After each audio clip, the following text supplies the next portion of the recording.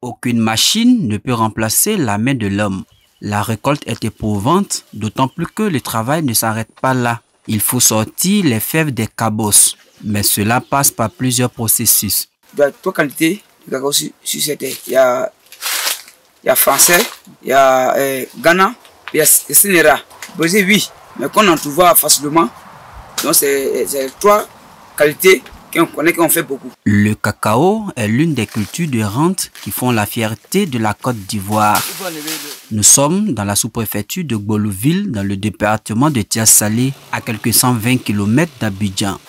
Célestin Adia, ex-enseignant de collège, y est désormais un cacao-culteur. Avec sa famille, ils vivent également d'une portion de forêt de cacaoyers. Il a accepté de nous conduire à la découverte de la création d'une plantation.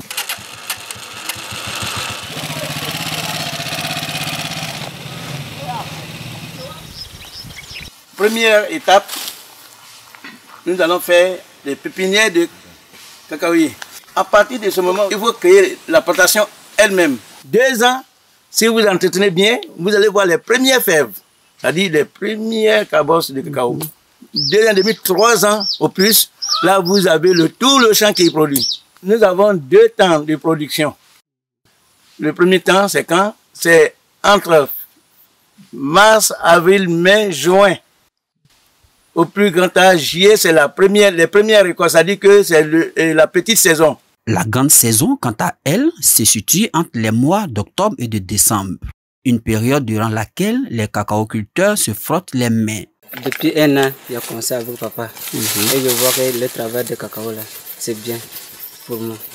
Depuis le cacao était à vide prix, avant de 700, 750, 800, 825. Mais comme cette année, on nous a donné le prix de 1000 francs, mais ne nous arrange pas. Mais qu'allons-nous faire? Le coût de la vie est cher. Avec le prix de 1000 francs de cacao, en tout cas, c'est pas bon. Mais si l'État peut quand même nous aider à augmenter ce prix, ça va nous faire plaisir aussi pour nous, étant planteurs. Il y a un impact, puisque d'abord créer une plantation de cacaoyer, c'est pas facile. Vous voyez, ces plants ont besoin d'être nourris.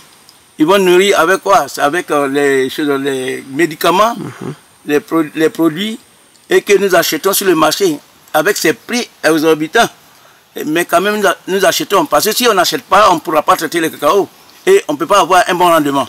La cacaoculture est un travail fascinant, mais le secteur est souvent confronté à des défis. Ces derniers temps, les années ont été un peu difficiles.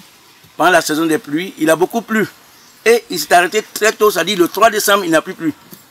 Et cela a pesé sur les plants. Parce que quand il ne pleut pas, en décembre, jusqu'à fin janvier, il n'y a pas de pluie. En tout cas, les plants commencent à mourir. Actuellement, il y a des plants même qui sont secs complètement. Ce sont des pertes. Auparavant, on était à 15 000 francs. De 15 000, on est venu à 18 000. On se trouve aujourd'hui à 30 000 francs l'engrais. C'est cher, très cher. Nous sommes actuellement dans le mois de mars. La saison pluvieuse n'est pas encore très bien arrivée. Donc, il est encore difficile. Nous craignons tous. Parce qu'il y a des grands chasseurs du village. Ils viennent dans le champ. Vous n'êtes pas là, vous êtes au village. Et ils viennent dans le champ chercher, sous prétexte qu'ils cherchent de la viande. Et ils mettent le feu. Et là, ils peuvent détruire. Ils ont détruit même des champs. Nous enlevons les fèves comme ça. Et c'est avec ça qu'on fait sécher.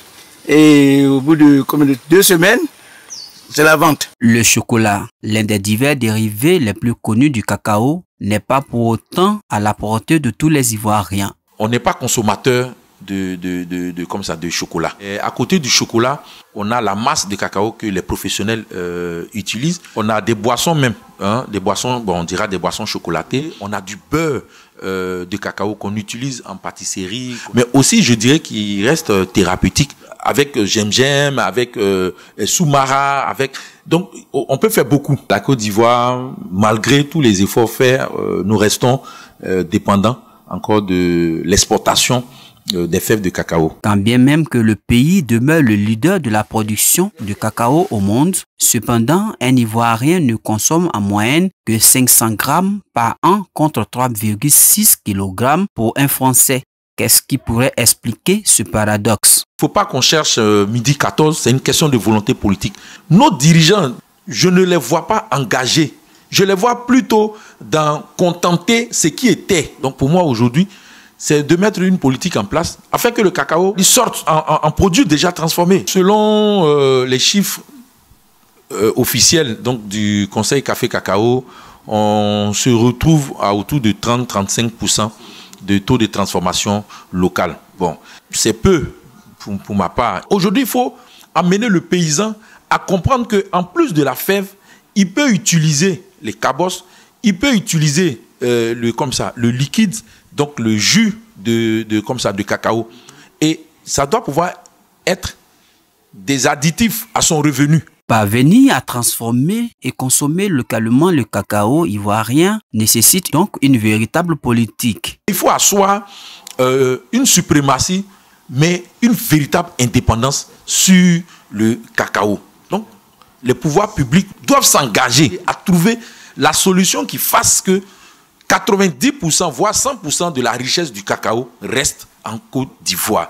On doit avoir des zones industrielles à Soubré, à San Pedro et autres, qui en fait, avec des mesures incitatives, fera que ces gros chocolatiers-là doivent venir s'installer ici, transformer. Le cacao doit repartir chocolat, le cacao doit repartir produit fini. Le cacao ne doit plus partir cacao, il doit partir en produit fini, créer une consommation locale. Parce que honnêtement, rester sur le segment du chocolat, il va être difficile parce que on n'est pas consommateur de chocolat. Donc il faut faire comme le Mexique qui en fait c'est-à-dire consomme son cacao à multiples facettes.